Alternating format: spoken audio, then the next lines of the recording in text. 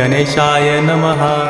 नारद उवाच प्रणम्यं शिरसा देवं गौरीपुत्रं विनायकं। भक्तावासं स्मरेन् नित्यम् आयुः कामार्थसिद्धये।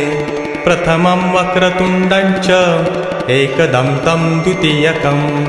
तृतीयं कृष्णपिङ्गाक्षं गजवक्त्रं चतुर्थकं। लम्बोदरं पञ्चमं च षष्ठं विकटमेव च।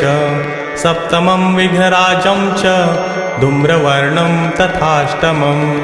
नवमं भालचन्द्रं च दशमं तु विनायकम्। एकादशं गणपतिं द्वादशं तु गजाननं। द्वादशैतानि नामानि त्रिसन्ध्यं यः पठेन्नरः न च विघ्नभयं तस्य सर्वसिद्धि।